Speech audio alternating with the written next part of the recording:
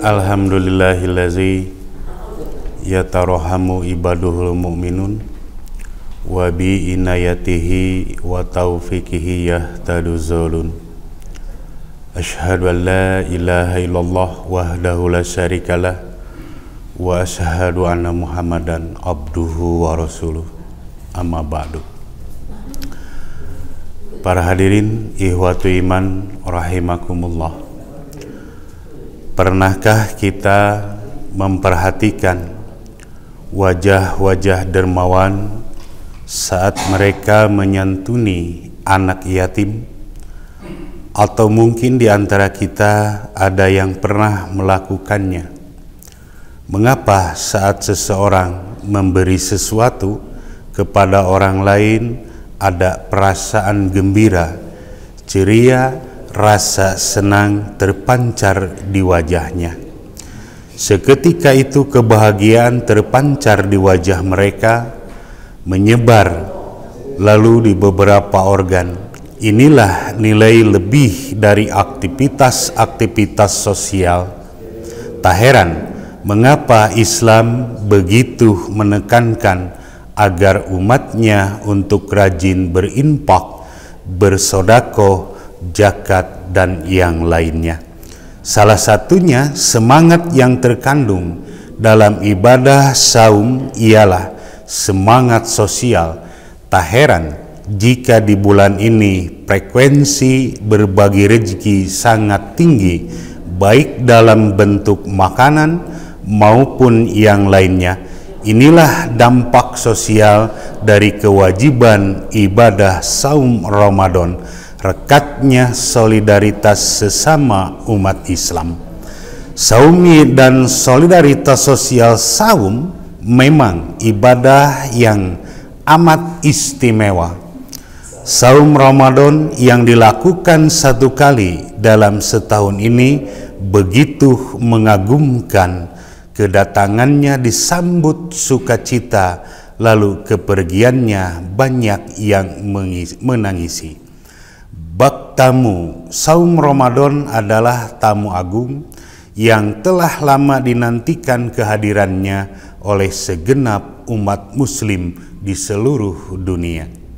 Para hadirin ihwatu iman rahimakumullah, keistimewaan saum Ramadan makin kentara jika dilihat dari efeknya yang bersifat multidimensional, tidak hanya spiritual individual tetapi juga sosial. Saum tak hanya membentuk kesolehan pribadi atau yang disebut dengan spiritual moral yang cenderung individual, tetapi sekaligus juga kesolehan sosial. Kesolehan individu tercermin dari semangat pencegahan dari hal-hal destruktif, menahan haus, lapar, dan perkara lainnya yang membatalkan saum. Sekaligus hal tersebut adalah halal, tetapi bagi yang sedang bersaum tidak diperkenankan sampai waktu berbuka tiba. Semangat ini merupakan landasan bagi kesolehan individual sekaligus sebagai bentuk ketaatan atas perintah Allah Subhanahu wa Ta'ala. Orang yang mampu menjalankannya, ia soleh, ia baik kepribadiannya, moral serta spiritualnya. Mereka diajak untuk menahan keburukan akibat hawa nafsu, menahan diri dari menggunjing, memfitnah, menyebarkan berita bohong. Dalam bahasa Imam Al-Ghazali, menahan diri dari sesuatu yang mengurangi nilai kemanusiaan manusia. Para hadirin ihwatu iman rahimakumullah, jika kita tarik semangat tersebut pada ranah kehidupan yang lebih luas, ranah sosial, maka kita juga mesti menahan lapar dan haus psikologis, tidak hanya lapar dan haus biologis. Ilyas Ismail membagi rasa lapar ke dalam dua macam, yaitu lapar biologis dan lapar psikologis. Lapar biologis lekas sembuh dengan makan. Lapar psikologis seperti lapar kekuasaan, lapar kehormatan dan kekayaan duniawi, ini yang tidak mudah untuk disembuhkan. Seseorang yang saumnya semata-mata lillahi ta'ala akan terbebas dari lapar psikologis, terbatas dari penyakit cinta dunia, untuk selanjutnya lebih peduli dan sadar akan kepentingan orang lain yang disebut dengan sosial. Itulah karakter takwa. Selanjutnya, orang yang saum disuruh banyak berbagi.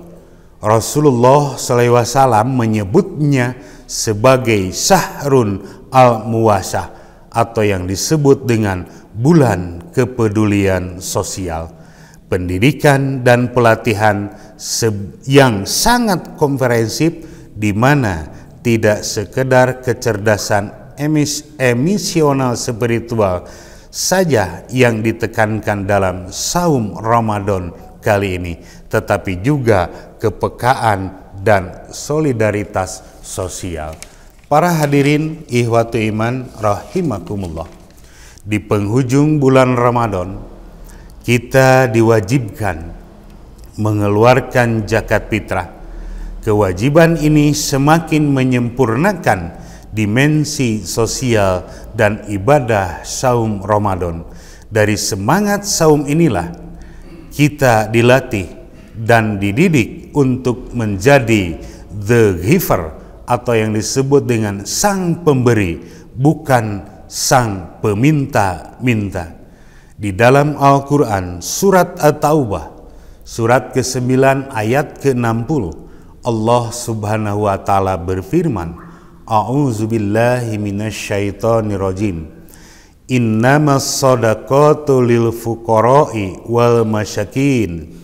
Sesungguhnya zakat-zakat itu hanyalah untuk orang-orang fakir, orang-orang miskin, wal amilina 'alaiha, pengurus-pengurus zakat, wal mu'allafina qulubuhum, para mu'alaf yang dibujuk hatinya, wa firriqab, untuk memerdekakan hamba sahaya, wal gharimina, orang-orang yang berhutang, wa fisabilillahi wabnis sabil, untuk di jalan Allah dan untuk mereka yang sedang dalam perjalanan.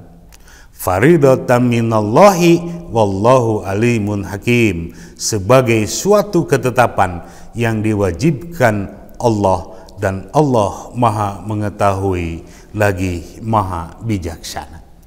Para hadirin ikhwatu iman rahimakumullah, mengapa harus kepada mereka? Islam menekankan aspek keadilan sosial dan ekonomi. Orang-orang yang disebutkan di dalam ayat tadi, dalam 8 golongan tersebut, ada yang masuk dalam kategori lemah secara ekonomi, yakni fakir dan miskin. Kemiskinan tentu bukanlah keinginannya. Oleh karena itu, sudah sepantasnya sebagai orang yang memiliki kelebihan harta turut membantu, meringankan dan menguatkan semangat hidup mereka. Kelompok ini harus diprioritaskan. Selain itu, hamba sahaya serta orang-orang yang memiliki banyak hutang juga merupakan kelompok prioritas setelah fakir dan miskin. Hadirin ikhwatu iman rahimakumullah, kategori kedua adalah orang-orang yang berjuang di jalan Allah. Fisabilillah, pemberian zakat kepada mereka karena dedikasinya terhadap agama Allah. Mereka yang siang dan malamnya tak lelah membumikan nilai-nilai ketuhanan, mendidik dan mengajarkan ilmu agama. Para fisabilillah penerima zakat saat ini dapat berupa organisasi penyiaran dakwah Islam, baik di kota-kota besar maupun di pelosok-pelosok desa yang terpencil, proyek pembangunan masjid maupun syiar Islam yang ada di daerah-daerah. Mu'alaf juga termasuk orang yang berhak menerima zakat untuk mendukung penguatan iman dan takwa mereka dalam memeluk agama Islam. Zakat yang diberikan kepada mu'alaf memiliki peran sosial sebagai alat mempererat persaudaraan sesama muslim. Sementara itu, amil atau pengelola zakat adalah kelompok terakhir yang berhak menerima zakat apabila 7 kelompok lainnya sudah mendapatkan. Inilah pengajaran Ramadan yang secara khusus ditujukan kepada orang-orang yang beriman. Semoga dengan sebulan saum ini semakin mengeratkan tali persaudaraan sesama muslim, cerdas spiritual, moral, dan sosial, menutup Ramadan dengan berbagi kegembiraan.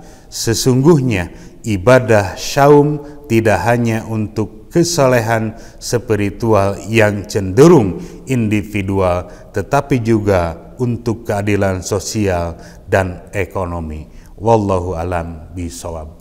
Para hadirin ikhwatu iman rahimakumullah, barangkali itu yang dapat saya sampaikan pada kesempatan kali ini sebagai pengantar untuk berbuka saum, dan mudah-mudahan saum yang kita jalani benar-benar mendapatkan nilai dan pahala di sisi Allah Subhanahu wa taala.